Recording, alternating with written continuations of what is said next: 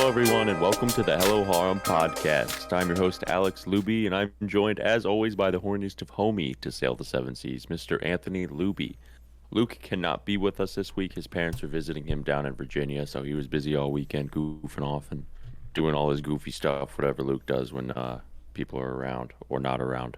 So it's just me and Thorpe this week.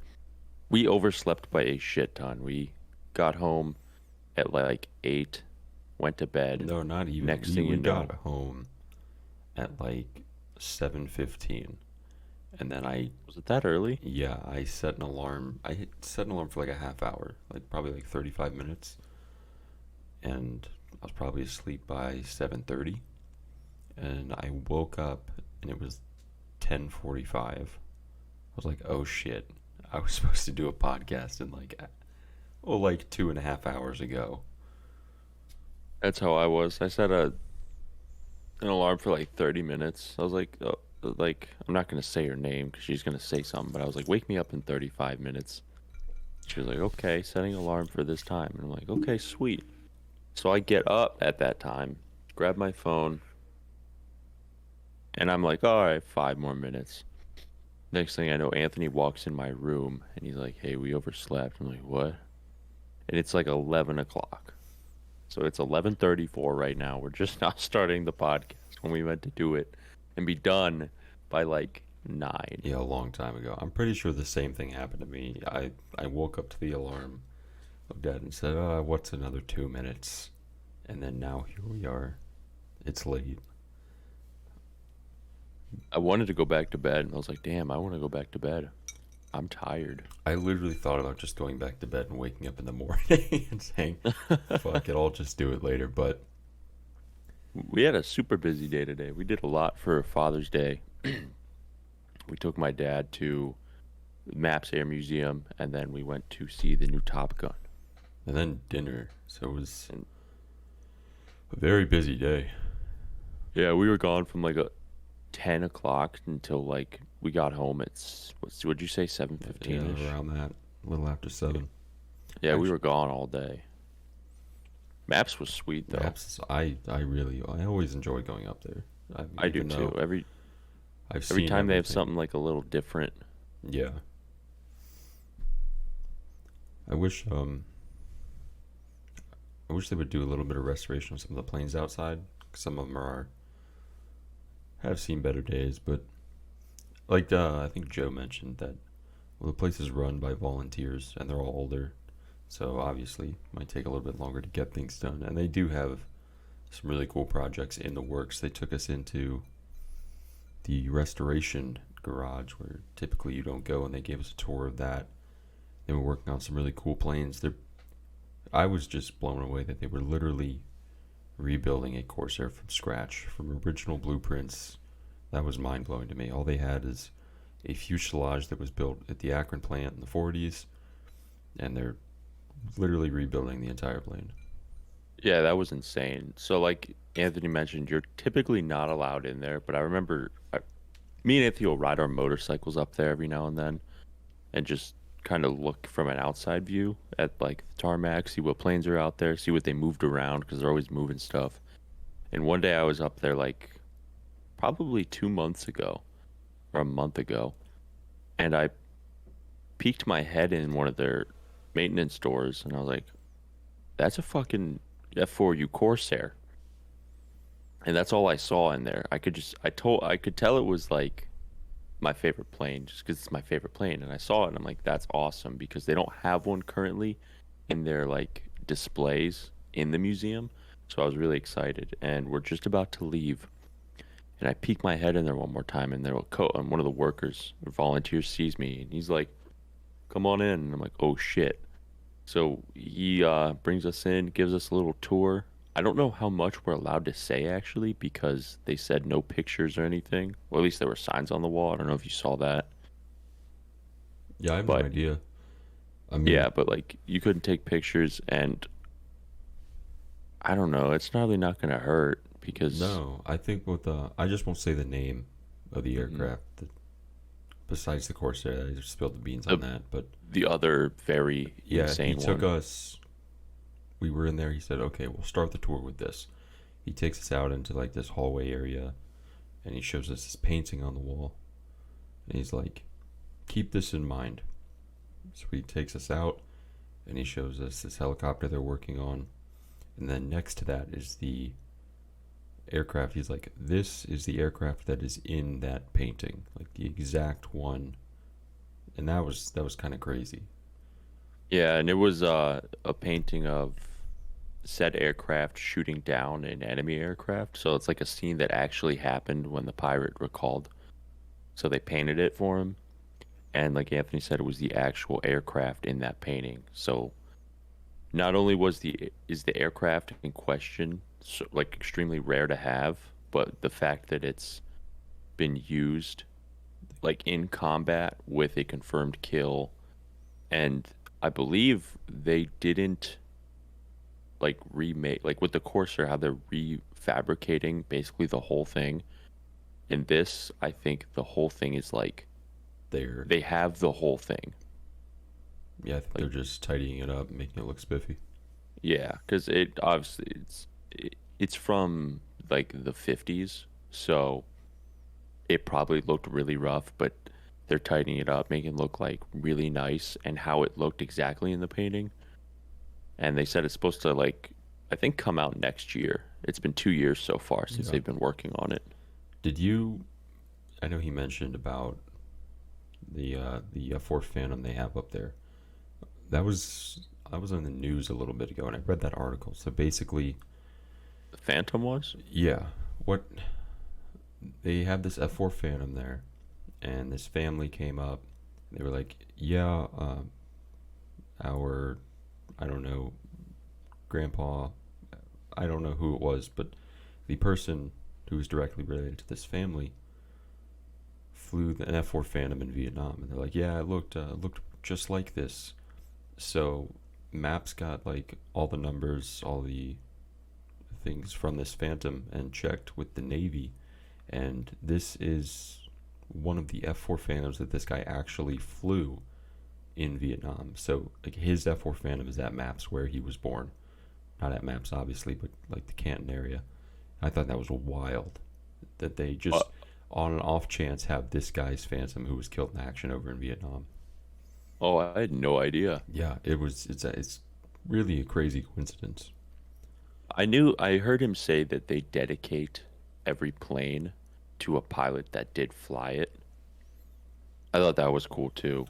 The It was fact that like the Phantom's the one that dude flew, that's crazy to that me. I exact had no Phantom that idea. they have there, and it was originally painted for Marines, but since they found out that he was a Navy pilot, they had it repainted to Navy colors.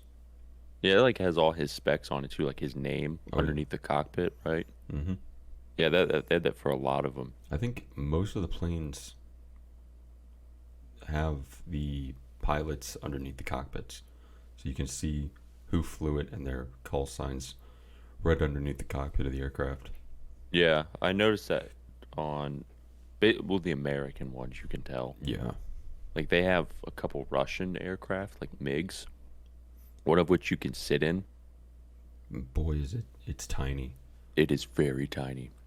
And it's really interesting to see that the Russian air so like if you go up to it outside on display, they'll have a little like billboard or plaque, and on one side it has the aircraft information like production date, armaments, years it was like active, when it was retired, and basic information like that. And on the right, they have like that specific aircraft's history. So like what year it was produced, where it was shipped to, when it was like rebought or used in other places. And on the Russian aircrafts, there's like nothing. They just have the date that the museum got the plane. There's no information they have on like any Russian aircraft. They only have those two, I think. Yeah, the one you can sit in, which is it's a Polish made uh, LIM 6, LIM 6, which is a variation of the MiG 17. So that one, I think because it was made in Poland, only has information because it was made in Poland, not specifically Russia. I think they have two of the. What the one next to that looks exactly the same, just with It different does. paint. I think they're Yeah, I think the both other one next pretty to much it's like a just like a little variation of it. Yeah. I think the one next to it, that silver one, is I think it's an exact MiG 17 or 15. That's crazy that they But have those. I don't know, like where did they come from? I don't know. I was reading the plaque for the Polish uh M6, and apparently someone from the United States bought it in like the 60s or the 70s or 80s. One, it's a big time span, but someone bought it from America and had it shipped over here, and then Maps leased it, and then in like 2000 and like actually it was like 1996, Maps bought it, and that was their first aircraft that they owned like 100%. Yeah, because on a lot of those plaques it says that they're leasing them, like the A6 Intruder, the Invader. Hmm. It says that they're leasing it from the Navy. Yeah, so it's like that was the first aircraft they ever owned, and it was like a just an off cuff like European plane. I thought that was sweet. Yeah, I really like going up there. I do too. That's Unfortunately, always I don't think they're going to be bringing back the B-17, the B-24, the P-40, and the P-51 this year for the Hall of Fame. yeah, I don't either. I haven't heard anything about it. They didn't do it for the last 2 years, I think. Yeah, but if they do, I've decided that I'm going to go for a ride in either the Hmm. 25. I don't know if they'll bring back a 17 since that one crashed not too long ago. But no matter what they have, I will go get a ride. Yeah, the tickets cost like $400 or $500, but That's for the I'm paying. bombers. For like the P-51 and the P-40, it was like 2,000. Yeah, because there's one. It's you and the pilot, so that's crazy. Like in one of the bombers, I'll for sure go. If they Yeah, have another 17 or 24, or like you said, 25, I'm going up no matter what. I yeah, don't care what it costs. that would just be Like awesome. that'd be like one of the coolest experiences ever. So Yes, it hopefully was they do. and the new Top Gun, I thought it was pretty good. It was way more actiony than the first one. Like a lot more going on. But I don't think it was bad for like a movie. It was really good. I thought it was pretty good too.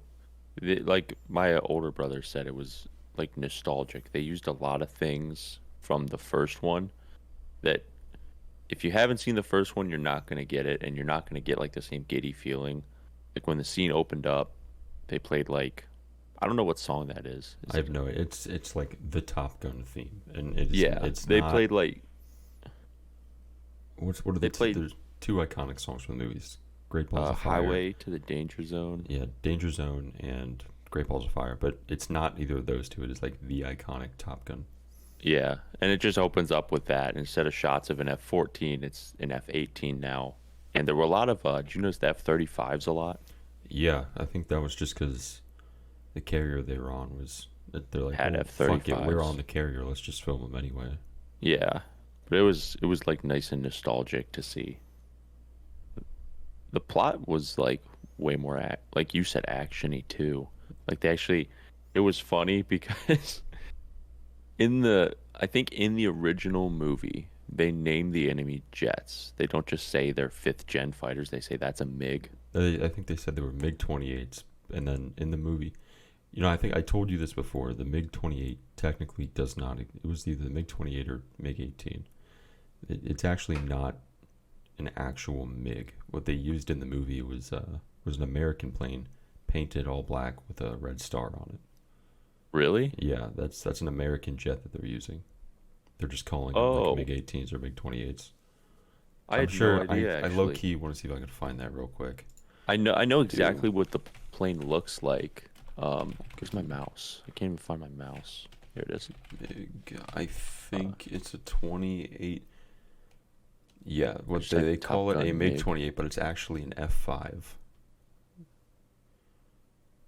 I loved how that plane looked, honestly. Oh, yeah, it's tiny. It looks like it's a lot of fun to fly. Let's see.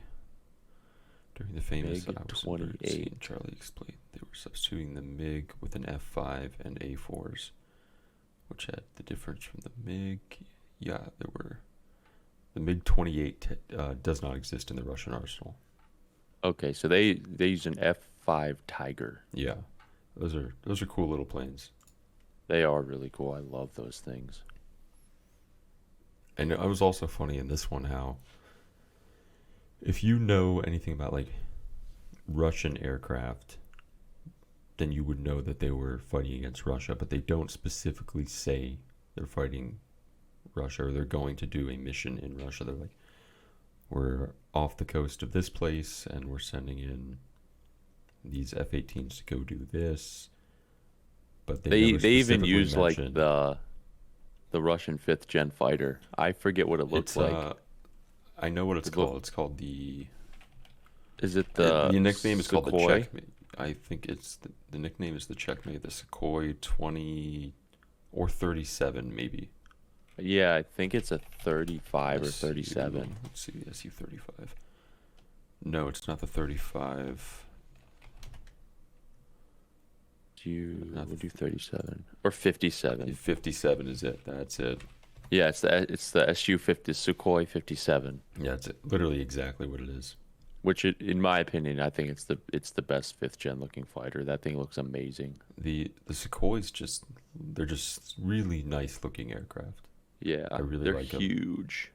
They are compared to like even F-15s, which are big, but next to an F-16, they look mammoth in size.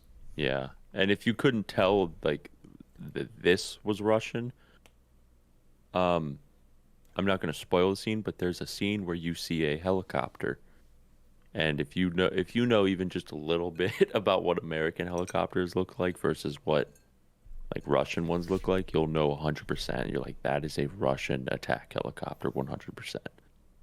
Like 100%. There's no mistaking it. So like you can tell, but they definitely like kind of like tiptoe their way around Yeah, saying they don't. directly who the enemy is.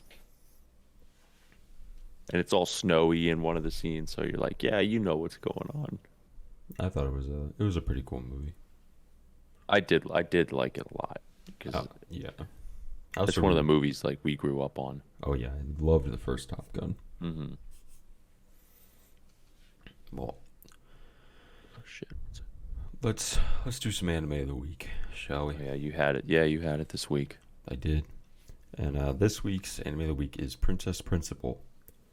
Before watching this, I don't remember who, but someone told me that this show was like really lewd. So going in, I was like, okay, whatever, cool. And I'll just give the synopsis real quick. In the early 20th century, the discovery of a substance called copyright allowed the production of advanced military technology and steered the country towards conflict. London is now divided by a wall, and the Kingdom of the Commonwealth of Albion battle a silent war where espionage is the only weapon that can destabilize the enemy. A group of girls from the prestigious Queen's Mayfair School work as undercover spies for the Commonwealth.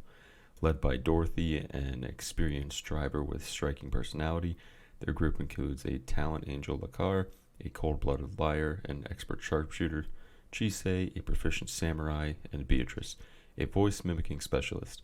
They use their unique individual skills for the Commonwealth to survive in a dark world filled with conspiracy, mystery, and infiltration.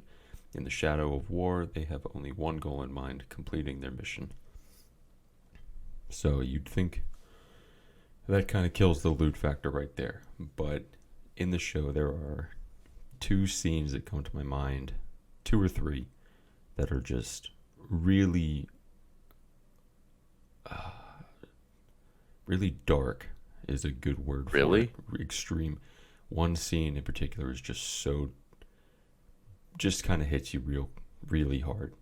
Not sad, but you're like, holy shit, I can't believe they actually just did that.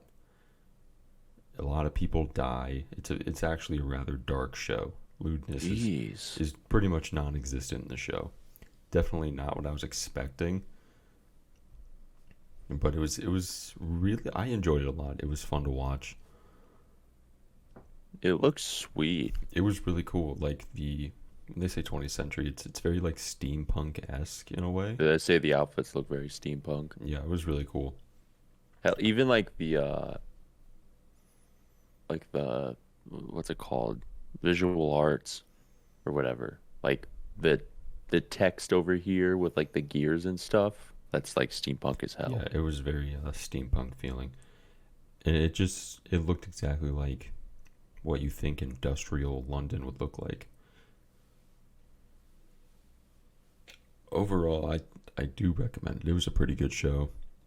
I don't even know what to rate it out of. 12 episodes, not huge commitment.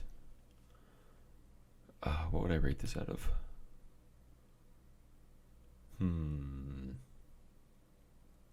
It's spy related, espionage, undercover.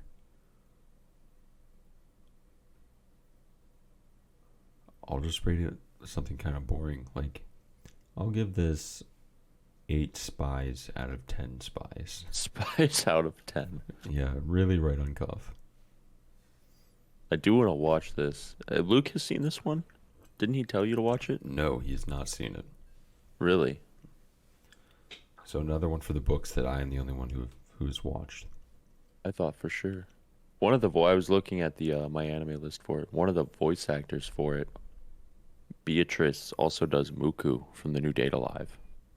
I don't think I saw. She I know has exactly who you're talking about. not a lot of roles. I think I saw someone keeps honking outside. Yeah, I heard that in the mic. I can't hear it though. You did? Yeah, low key. I think they're like at McDonald's thinking it's still open. It's not. No. You just want their food. Yeah, she's very limited. She's like, I've seen most of the shows she's in. Let me check. But yeah, she did Muku from the new Date Alive. Yes, she is. Maybe that'll get her some more roles because that show's like, no, it was number one again, I think, this week. Oh shit! Princess Principal had movies that came out last year. What year did the show air? 2017. Oh, that's newer. She was also from Himamoto Omaru-chan. Yeah, I saw she was the He's best. She was the Ebina. best friend in that one. Yeah, that's funny. I want to see who the main And girl is. then Ayaka Imamaru. Let's see if I recognize any of these shows. She there's does one show that some came Fate. out like a year or two ago that she was in. I'm trying to find the English. How Clumsy Are You, Miss Ueno? I wanted to watch that. I have that queued up, but she was in that. And Idolish 7 and like 2 other ones. That's really it. I don't know if there's anyone else's voice that I really recognized in this.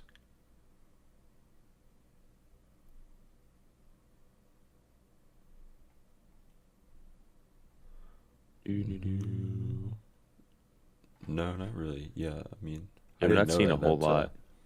that's cool that she, Beatrice voiced Mikuru. Yeah, that's a big role. And the fact that she looks pretty new to it all Yeah, is kind of cool. She'll probably get more roles after that, honestly. Because that show's still number one. Spy Family moved back up to, I believe, number 5, just under Tomodachi Game. Tomodachi Game has been very good this season. Yeah, Luke's loving that show. The first 3 episodes for it did not really. They were good. I thought it was interesting, but I just couldn't get Squid Game out of my head. That's exactly what I thought too. But like after 3-ish episodes, every single episode I watched after that, I started to get more interested in the plot and everything. There were quite a few shows this season that every episode I watched, I was like, okay, this is just getting better and better. Like, Yeah. definitely a very strong season. Mm-hmm. Aharen-san is also surprising me with how high it's ranking. Did you watch the last episode? Not yet. I won't spoil anything, but it ends very good. I would say That, so. it's the For last a episode, rom-com, isn't it? Yeah. Yep. last Yeah, one. that's what surprises me. That how well it's ranking for the fact that it's like your extremely run-of-the-mill slice of life rom-com. Yeah. Like I figured that would just be like they always have their audience that are gonna watch and enjoy it, and like you'll see memes about it online and stuff on Reddit. But it's actually like holding its own ground to other bigger shows that have nothing to do with like slice of life, like Tomodachi Game. Yeah, I still have to watch that latest episode, so I got to catch up a lot tonight. That's what I'm going to be doing after this. I gotta do all the Saturday shows. Like, I do too. what the fuck else came out today? I think Spy Family, What comes out Fridays? Because I watched Data Live and Kaguya-sama yesterday. I think there was one more. Fridays are shows watched. So you had Kaguya, Data Live. Let me keep scrolling here. I think I still have to watch Tomodachi Game from this week. That was Tuesday. Yeah, I know. I kept putting it off because I had other shows. Basically, and I had Q on Friday. I think that was and Ahad and San were Fridays. Yeah, so I have So you three have three. from Friday, all of Saturday. I need to watch. I'm an episode behind on Comey, I am too. so I need to watch that. Probably a new summertime rendering episode. Yeah, that show is insane. That show's wild.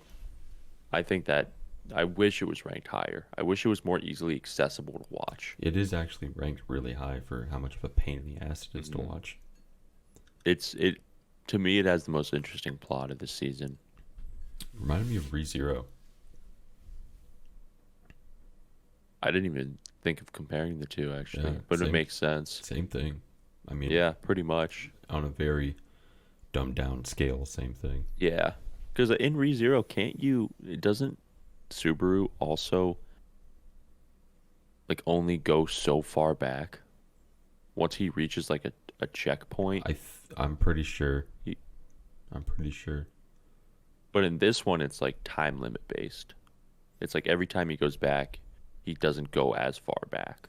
Yeah. So it this just one, goes he's kind of forward. like running on time limit. But I think But in I ReZero, think it is kind of like the checkpoint thing because he knows from that point on, it's like, okay, I've done the right thing, so let's move to what I think I should do next.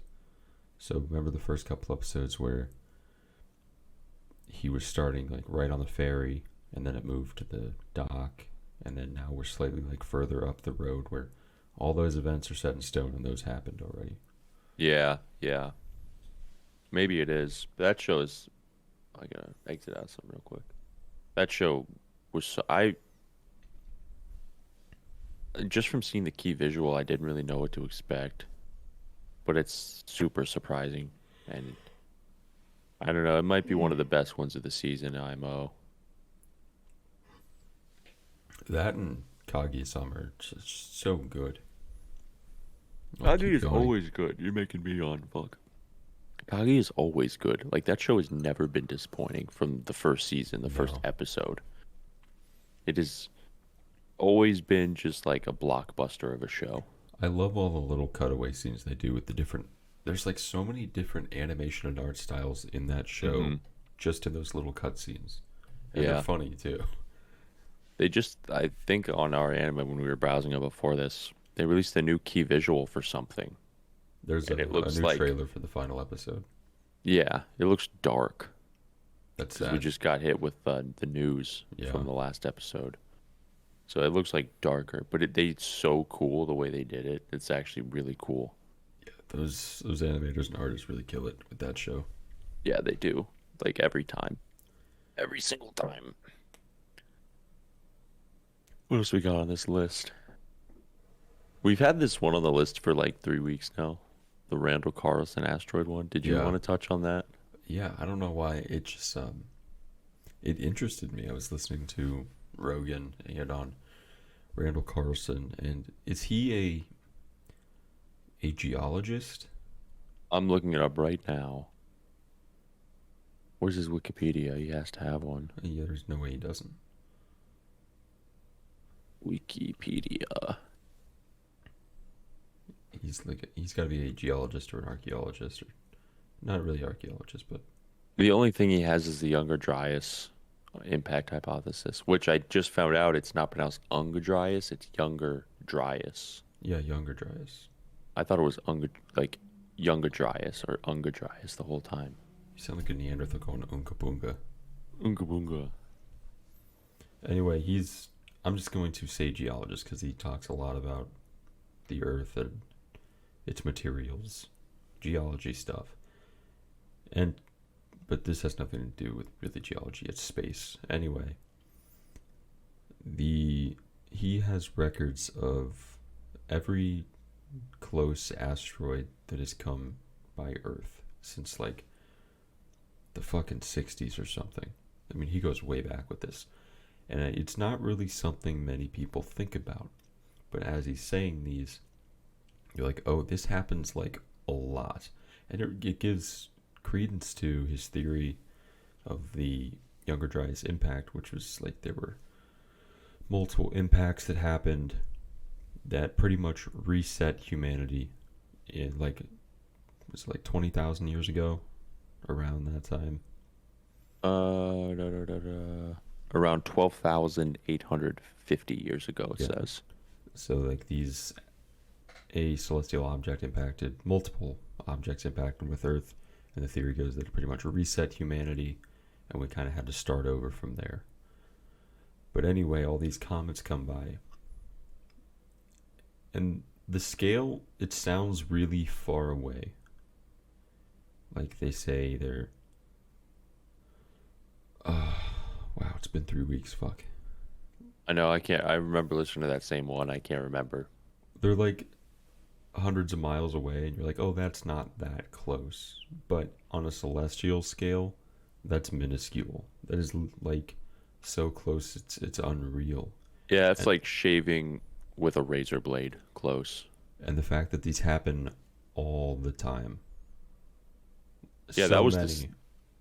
that was the scary thing. There's so many more that NASA like does not like announce. And they say there's even some come by and miss, and they're like, oh, we just had an asteroid or comet swing by the Earth, and we didn't even realize it. Yeah, that was another thing too. They miss like countless of them. And There's so there's many that just fly by, and we're like, holy shit. If that was any closer, we would not be here right now. and he said the size of them was, I think the one that impacted Tunguska was like, look that up real quick. How big was Yeah, that? I'm gonna look that up. Because the ones that are Just flying open a new by tab. that are nearly missing are like more than quadruple the size of what happened at Tunguska. I want to Uh, say it was. I'm just gonna read the quick bio. The Tunguska event was a 12 megaton explosion that occurred near the Tunguska River. I'm not even gonna pronounce the country or that one in Russia on the morning of June 30th, 1908. Um, one sec. It is classified as the impact event, even though no impact crater has been found. The object is thought to have disintegrated at an altitude of 5 to 10 kilometers, 3.6 miles, rather than have hit the surface of Earth. Says this. It was 160 to 200 feet in size. So it's relatively small compared to a lot of these asteroids that are getting close to Earth that we've missed, that we just, by the skin of our teeth, been lucky enough not to be hit by. Yeah, they said they estimate that it came with like a speed of about 60,000 miles an hour. And it created a 12 megaton explosion. 12 megaton explosion. Yeah, if one of these larger asteroids, they say these are like, they could be kilometers long or just kilometers Yeah. big. One of those would just decimate whatever it hits in such a large range. The Earth would be so fucked. Oh yeah, it would do so much. It would fuck up so many things. Yeah, it said it flattened an estimated 80 million trees over an area of 830 square miles.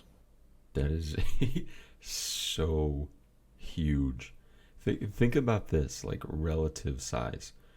For us in Ohio to drive down to Myrtle Beach, it's like 1,100 miles. For like 10 of those out, let's say 9 hours, basically down to Norfolk, would be just flattened in like a circle radius, probably. Yeah, so like, say it hit here, Canada's fucked. Like, all the way down to Virginia, you'd probably get into like Just, the Midwest at that point, oh or yeah, like almost like the Western states being just flattened. that is New York. that is enormous. And that was just a 1 to 200 foot long asteroid. That wasn't even that long ago. That No, was 1908. yeah, 1908. That was just over 100 years ago. And I wonder how many have just barely gotten by since 1908. Yeah. A Yeah, I ton. know he said something about Jupiter too. Actually, I read something about Jupiter. How like everyone thinks it's just gas, but on the inside there's like actual solids because there's so many impacts on the planet. Like some of which are as large as our current moon hitting that planet. That would be just wild. Yeah. So That's we're pretty lucky out here and floating around in space. yeah, we are. I watched this video. It was by I think Curse Guest, and I say that wrong every time, but that's all right. And there was they were just kind of going through the scale of the universe and how like crazy and how insignificant we are, and just it was like when we think of the Earth on our like solar axis, we think it's just straight, it's in line with the planets, but actually like everything has their curves to it. And then when you zoom out a little bit and get to our galaxy, that's on an axis with our solar system on an axis that's orbiting around something else and just floating around in space. Then you go out more, there's it it's really hard to put into words just like the scale of things and how insignificant like these little things are on a universal scale. Even our galaxy. Yes, like everything. It's wild. I do It suggest watching the video. It was really cool. It was also it hurt to like think about. That's like I always see those things on like mildly interesting or like interesting as hell or stuff on Reddit. Like they'll do like size comparisons of the Earth compared to Jupiter, Jupiter compared to the sun compared to another star, and then the galaxy, and then a star that is makes like it almost seems like a dwarf star galaxy, which I don't think is. Maybe I'm just putting the words before some, but they just kind of go by stars, bigger and bigger and bigger and bigger. And then they show Betelgeuse, which is like a massive star, and then they show one like 40 times bigger than Betelgeuse. And like you can't comprehend that scale with your mind. Like you just can't because if you were to take that biggest star that's bigger than Betelgeuse and put the Earth next to it, you would not see the Earth. So you can't comprehend how big that is. Even just the sun. I Google how many Earths you can fit inside the sun because it's kind of it's a crazy amount, I believe. Can you hear my keyboard type? No, you can't actually. When you were Oh, typing hell yeah. earlier, You guys are always bitching about how loud it it is. is loud. It's extremely loud. You can fit 1.3 million Earths in the sun. It's so fucking crazy. It would take 330,000 Earths to match the mass of the sun. That is 1.3 million to fill the volume. that's like an incomprehensible. That does not compute with my mind. Yeah, and it says our sun is a medium-sized star with a radius of 437,000 miles.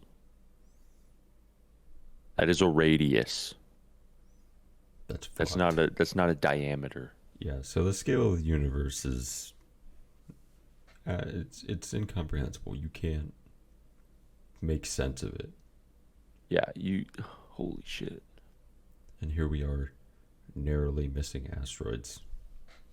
Yeah, so that kind of helps put into perspective of how if like an asteroid is a couple hundred miles away, It's close. it's Is close so as fuck. close. It is very close. How far is the moon from the Earth? I won. Distance of moon to Earth. I'm thinking of a number. I want to know if I'm right. Oh, there's no way it was hundreds of miles away. It doesn't make sense. 'Cause No, that's like I said. It's been 3 weeks since I listened. Yeah. The moon is 238,900 miles away from the Earth. But keep this in mind. Some of these asteroids have passed between the space of the They Earth have. and the moon, Yeah. and Oh, that's that's spooky. crazy. Like we have traveled that distance. We've been between that space, and these asteroids can pass through that space. That's crazy. That's so Yeah. close. That's like super too close for comfort. That is insane. Did you watch the episode with Michio Kaku? I did. That was a good one. Yeah, where they were talking about if you guys aren't familiar with Michio Kaku, he's a very popular physicist. He's always on those space shows. He's the guy with like the long hair and stuff, long white hair. But they were talking about aliens and how he's like certain 100% that there are a life. We'll say life. There is life out in the universe somewhere. It's just basically statistically impossible that we are the only life form in the universe. Like it's statistically like impossible because there are he said something crazy that made me just wild. How many stars are in the Milky Way? So there are 100,000 million stars in the Milky Way. That's just the Milky Way. Wait, wait, you said 100,000 million? I don't. It says 1,000 million stars. Jesus Christ. I don't even know what that number looks like. I don't either. And around, he said, for certain, 100%, there is at least one planet that circles every single star. At least one. Some have like 8 or 10. Our solar system has 8 planets, and if you still count Pluto, 9, which I do because I like Pluto. And then our galaxy has 100,000 million stars. So there are over 100,000 million planets that by is a lot. just our galaxy. Yeah, and hold on. How? Let's take it a step further. How many galaxies are there? Between 100 billion and 200 billion galaxies. That is a very large number of planets. So there are. I don't even know what the math would be. How do you do like 200 billion times 100,000 million? I don't know. That I don't know. Trillions, trillions, trillions of stars, and every single star has a planet around it. Because the way they kind of estimate this is because every single star we've observed, they've found at least one planet. Every single star. So everything you see in the night sky, pretty much, NASA already knows exists, or other space agencies do, and they have at least one star around them. One planet. Planet, yeah, planet. And to think that there's nothing else out there in that huge number, like literally, like any life at all doesn't even have to be intelligent. Just like any organism, that's just incomprehensible to me. It doesn't. Yeah. It doesn't make sense. I mean, I'm almost with the hypothesis that Mars has microbial life on it. We just haven't found it yet. Maybe we have. I don't know. I I haven't wouldn't kept be up with a lot surprised. of. It had liquid water. Yeah, it currently has frozen water on it. So at one point there was probably liquid water running on Mars. And it's like I think you Bruno bring Randall Carlson back into this. If you look at like images that like Curiosity or what's the new rover called? Perseverance? Maybe. I think it's Is that the Perseverance. one with the drone? Yeah, I think it's Perseverance. But if you look at some of the images, and just from my very minimal, minuscule understanding of like what they've talked about, like if you look at some of the rock formations, it looks like water has been there before. Like erosion on the rocks. Yeah, like canyons I in think on they Mars.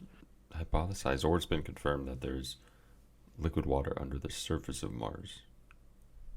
We know I think it's there's ice, there's poles.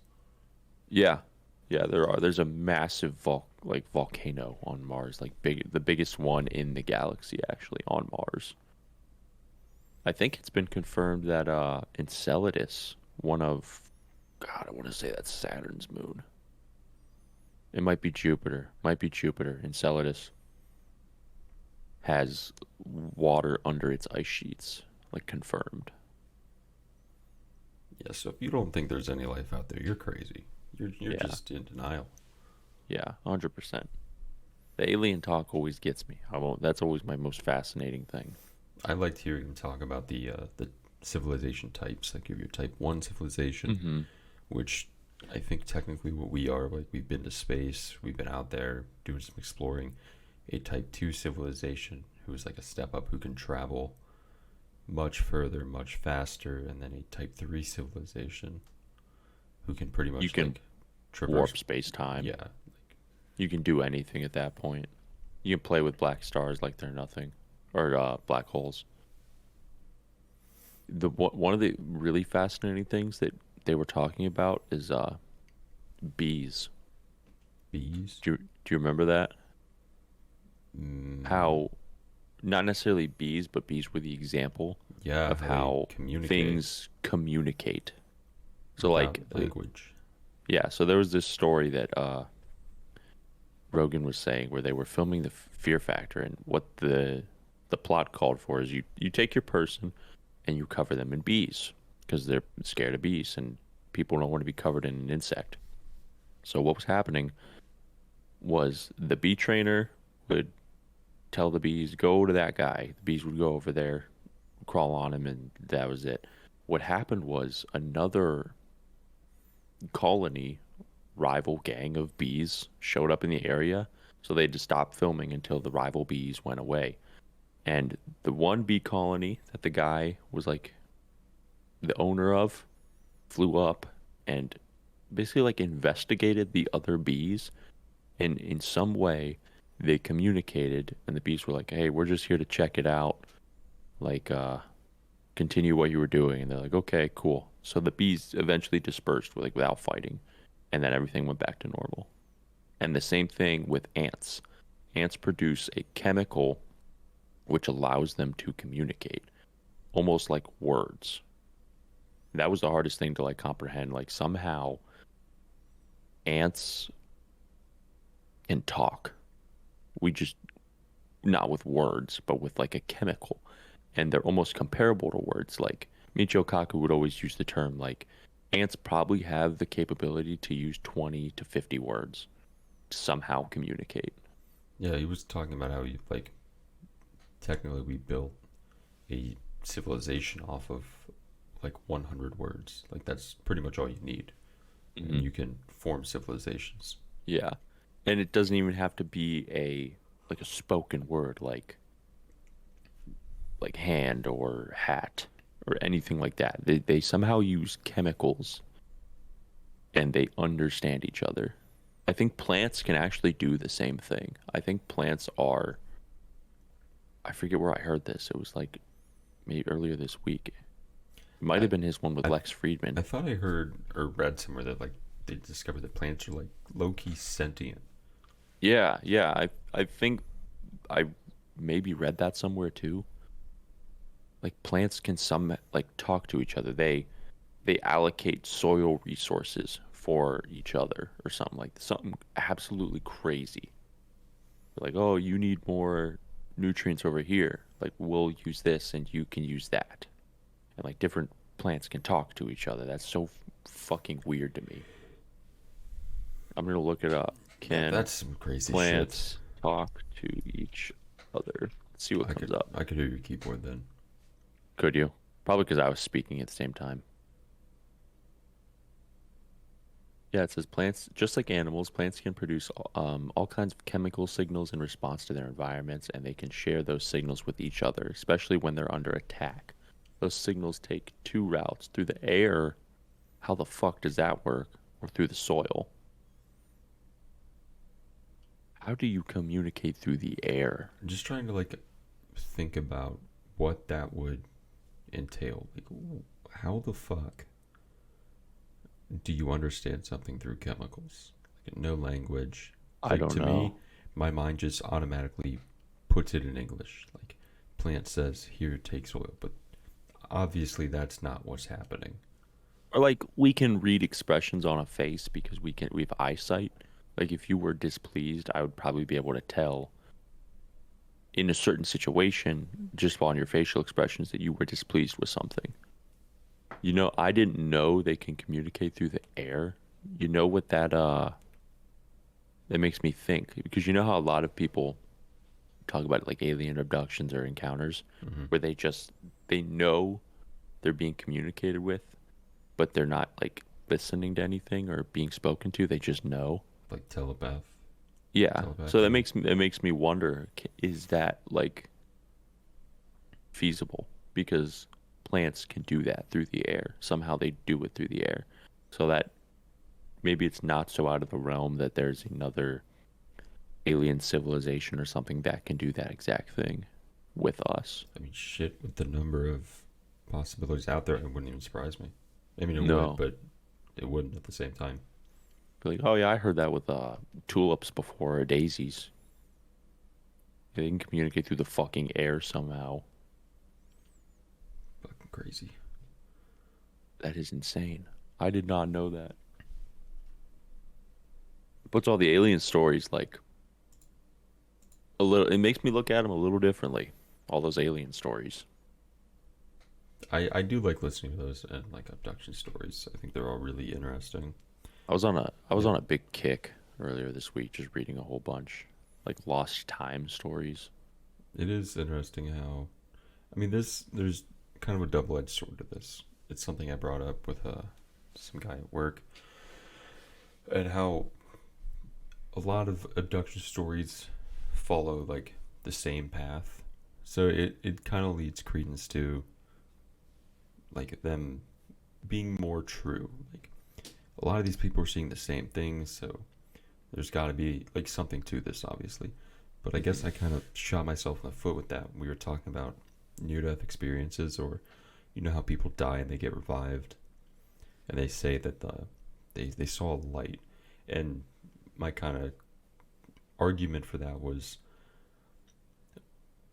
I think a lot of people have this predetermination of what happens when you die.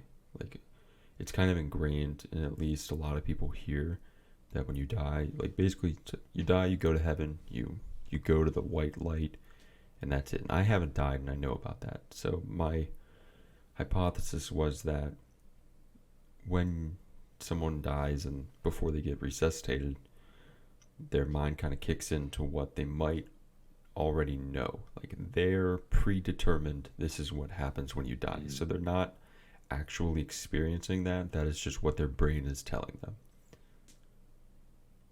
So you're saying that in the instance of a possible alien abduction case, people have this predetermined notion that electronics flicker, maybe somehow get communicated telepathically. Yeah, I mean, Uh, I'm not saying that per se for alien abductions. It just kind of makes me look like a hypocrite if I'm not, because I led that same thing on with the death thing. I just think it's a little different for alien abductions because if what people are saying is true, the the notion of the lost time thing that can kind of be like I could see a Like that when you talk about like flickering lights and orbs appearing in front of these people, you can't explain that. It cannot. Like for I mean, possibly, a skeptic could say like maybe they were on drugs or something, because that's entirely possible, and you can't really disprove that. Like that's completely. I think that's okay to say. Like if someone was skeptical, they'd be like, well, it's possible they were just on drugs, and that's why they hallucinated flickering lights. Maybe they were driving down the road and they just started like feeling the effects of whatever hallucinogenics they were on or something, and then for some reason in their mind it's dark at night, they saw a weird light, maybe it was a street light that they mistook for an alien, like a UFO, and then their mind started to think, okay, well this has happened, I've heard stories about that, and then these events occur where maybe they're not actually happening, they could be hallucinating them, and then they, instead of just ending up in a random field, they maybe get out of their vehicle and walk there, and the next thing they know when they come to is they're in this random field. And I don't know, because a lot of them seem to remember the events up until they end up in a weird location with the lost time. yeah, but a lot of them go through that what's it called, like reverse hypnosis therapy or something, Yeah, where I it think allows them to recall those past events in I pretty wanted to vivid look this up. detail. And also, just a side note, if I think if you are like a scientist or someone trying to disprove a abduction, you're right off every time is hallucinogenics and drugs. I think that's lazy as fuck. I do too, because I'm sure there's cases where people have never touched drugs before or anything. Guarantee. You were talking about the hypnosis thing. I think they did that to one of the most famous cases here is the Betty and Barney Hill case. That was in the If you're not 50s, familiar, wasn't it? yeah, it was the I think it was says 1961. Yeah, it's the first widely publicized report of an alien abduction case in the United States. So pretty much what happened here is this couple in 1961 was driving down the road and next thing they know they're abducted, I guess, like in simplest terms. I think like one of the I think Barney got out of the car, he got abducted. His wife Betty was like, "Oh shit." And then she got abducted. And they did like a reverse hypnosis. Yeah, it says Simon's hypnosis sessions. So they did reverse hypnosis on these people and they I think recounted like the same thing every time. I think they did multiple sessions with them. There's a lot of consistencies when people go through something like that, like the hypnosis stuff. There's a lot of consistencies with like alien abductions Hmm. previously, and like Apparently I said, they maybe that is kind of what their predetermined idea of what an alien abduction is. Maybe I don't know, but it's interesting how they all kind of correlate and have very similar things. Yeah, it says they in both those people they recounted a star map. Trying to see real quick if like what it says the star map is. I feel like a lot of them, or what I've heard at least, point to Orion's belt. Yeah. Or like in the case of God, I can never remember his name. What's the guy's name who worked at S4? Bob Lazar. Bob Lazar. Yeah. In his case, he said they came from Alpha Centauri. I Was think it it Alpha was. Centauri? I think he wasn't even fully in that because it was something the government does. Is they give you like a fake briefing, and you'll read this over, and then if you go and tell someone about whatever you read, and the government hears about that, they're like, "Hey, this guy is telling people secrets they should not," and they purposely give you false information Hmm. to see if you will go talk about it. So he said he doesn't know if that's what they were doing or this was an actual briefing that they were giving him.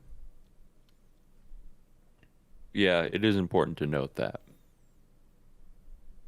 Nonetheless, I think he has the most interesting story. Yeah, that story's pretty wild, and I think it helps that he hasn't gained anything from this. I It mean, ruined his life. yeah, pretty much. Yeah. It's like, what do you? If he's not gaining anything, then why would he keep this up? Yeah. Like Maybe for the clout. I don't know, but if you guys are interested in like any UFO stuff, regardless of if you're a fan of like Joe Rogan or not, listen to the podcast with Bob Lazar on it. I think he was on Lex Friedman's too, or just find a podcast with Bob Lazar on it and listen to this he doesn't guy's do a lot. He story. doesn't do many public interviews. No, no, he's very like insecure about it. And just listen to it with an open mind. Be like, it is easy to look at him as a skeptic and be like, well, because in the podcast he did with Joe Rogan, he kept complaining of like a migraine, and people could be like, oh, he's just like stalling, trying to like make up bullshit information, which it could be possible. I don't know, but this guy seems pretty legit. He His doesn't seem story's been consistent throughout all these years, yeah, and this happened in the late '80s, so this was almost 40 years ago. and the whole 115 thing is pretty crazy too. He was talking about this element that they called element 115 before it was even discovered and actually put on the periodic table. Yeah, that was one of the most interesting things, I think. I think Michio Kaku talked about that too, how we can synthesize it for like a fraction of a second, but we know it exists. Yeah. He didn't, he didn't, We can do an unstable version of it. yeah. He said so far there's no capabilities to our knowledge that it could be used for like anti-gravity or anything like that to use as a fuel source, but we have an unstable version of 115. So that's, I don't know, it's something to at least note, take into consideration that he was saying this in the 80s when this was currently undiscovered, and then I think it was later like down the road it early exists. 2000s when we discovered it. Yeah, I want to say, if I remember correctly, it was 2005. I'll just So check. that's 'cause something to why not? note. When did we? Actually, I think I just saw it in here. Actually, yeah, 2003 was first 2003. synthesized. Yeah, later named Moscovium. Yep, there it is, Moscovium. Google even gives you a 3D model of it. There's also like a replication of someone made like a replication of the, if you want to call it an engine, the fuel source that he was talking about. The propulsion system will go. Propulsion system. There's a diagram. I don't know. See what images brings up. I don't know which one's like correct. I don't know. They mentioned which guy made it, but it's just weird. Rings, gravity wave guide. Another hot topic for a while has been the Tic Tac sightings. Yeah, I think they were recorded in 2004 off the coast of California. Yeah, right off San Diego, and there's been more since then, but basically these crafts that were being tracked by the U.S. Navy. And another really great podcast is Commander David Fravor. If you don't like Rogan and you're really against that, you can see him on with Lex Friedman. And His Lex one with Lex Friedman Friedman is better. Was very good. It was super in depth. But yeah, they were tracking I think these Tic Tacs, or so they call them, and these things were at like 60,000 feet, and then in the blink of an eye they were at sea level. And to our knowledge, we, or any country we know of, has no aircraft capable of doing that. That technically defies the laws of gravity or physics. Yeah, he was talking about that with Lex Friedman in this last podcast he did with him. Like, they were talking about like drones, the capability of drones, that maybe these don't have actual beings in them. Maybe they're just like drones of something.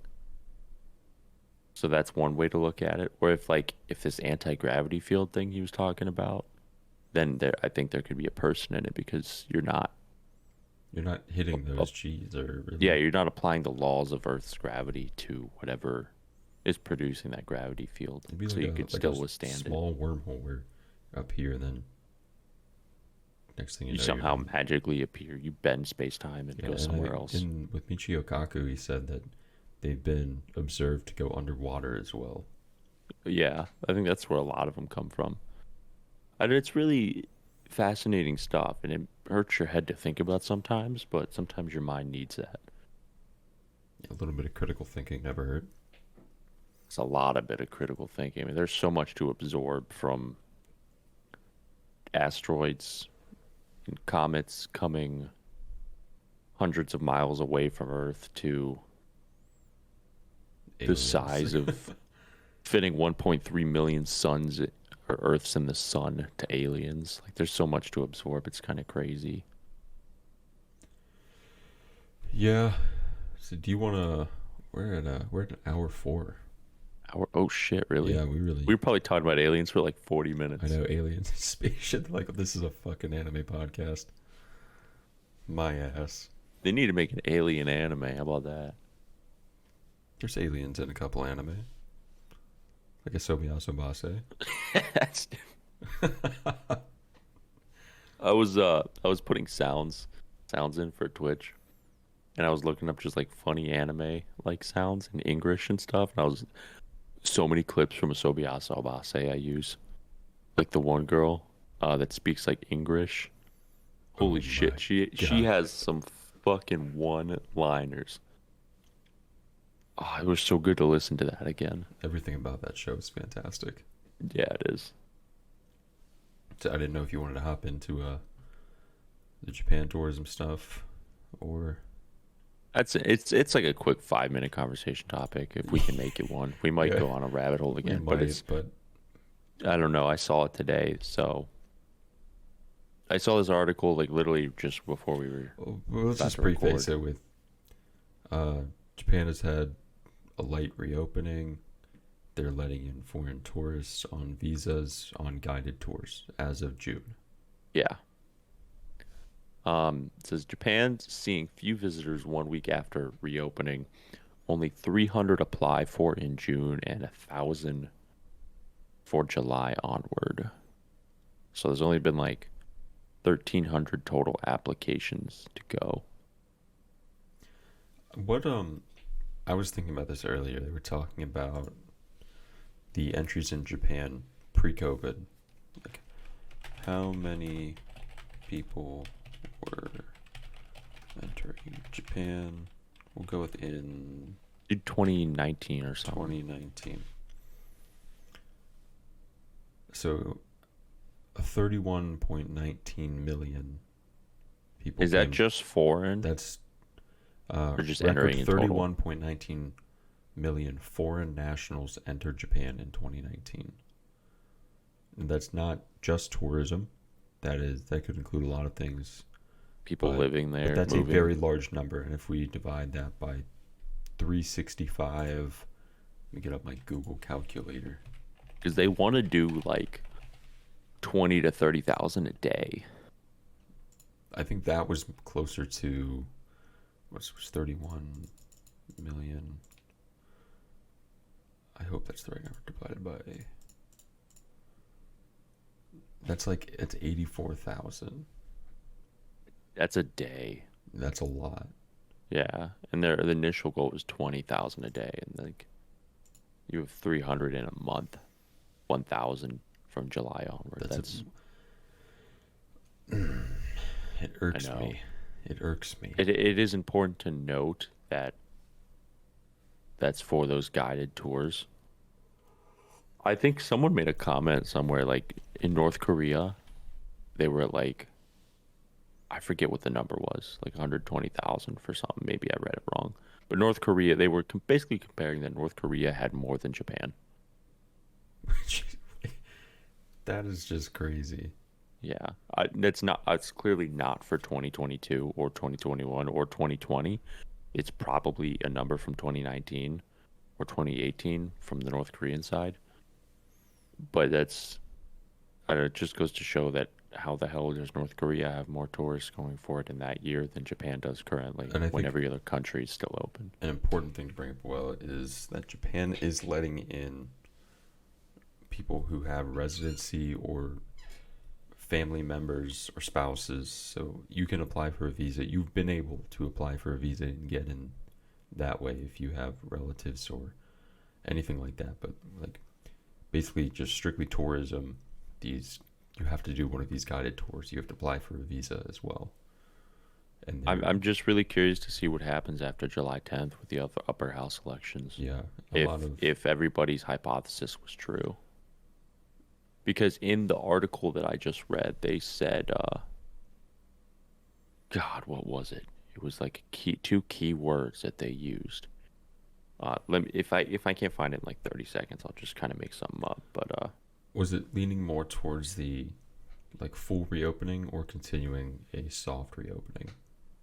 it was kind of like hinting at we're gonna make a comment further down the road that's gonna give more um information, if that makes sense. Let me see if I can find it. So just some mulling Yeah, it around says appropriate decisions will be made like after July later down 10th. the road. Yeah, after the 10th. So if people what people are saying is true, this is just kind of a whole we're gonna just kind of maul our way to July This is 10th. just to kind of see we reopened. You're happy you can shut up now, type Yeah, thing until let us finish what's going on here. Let's get our election stuff in order. Let's keep the LDP, and then we'll open back up fully, is what people are saying. I think I'm hesitant on my September prediction, but I'm gonna stick to my guns on that one. I'm still with Luke on spring 2023. I think that's the most feasible. I don't think 2022 has anything to offer. I don't We're know. halfway through. We're halfway through the year, and 6 months hasn't yielded shit. Yeah, but if everyone's hypothesis correct about the only thing really holding this back is the election, then after the election, obviously things will kick forward and we'll move on and open back up. Maybe. Hopefully, Yeah. I hopefully. mean, either way, I don't plan on going this year. Yeah, there's nothing we can do about it anyway. So it's like we won't be going until spring next year anyway. So Yeah, whether or not they open like right after the election or yeah, December of this year doesn't matter to me any. one, it's I don't know if it's a full positive, but what I kind of consider positive, just because it's like selfish. I've read a lot of comments where people are like, I don't even want to go to Japan anymore because they're being this way. Like even after they open, like I'm just gonna go to South Korea or something. So maybe it won't be as busy when we do go because so many people are put off by what's I going think on one now. thing that kind of skews our perspective is that we really want to go and we've been checking, we're keeping up to date with this. But if I'm being honest, a vast majority of people don't give a shit. Like they don't. The amount of times I've been asked by relatives at like family functions, like, so like, they go, what's the deal with Japan? How's that going? You guys still planning on going? And they have no idea that the country's even closed. Like a majority of people don't give a shit. You know, it's funny because a majority of people in Japan don't even know it's closed. I think yeah. So They have no idea. I think our perspective is definitely skewed. Yeah. I think I was watching a street interview in Japan. I don't know if it was by Kathy Cat or someone else, but they're like basically asking the question, when do you think foreigners will be back allowed? They're like, what do you mean? Like your country's closed. Like people cannot unless they have like proper paperwork or they are Japanese, they cannot enter. And so many people just had no idea.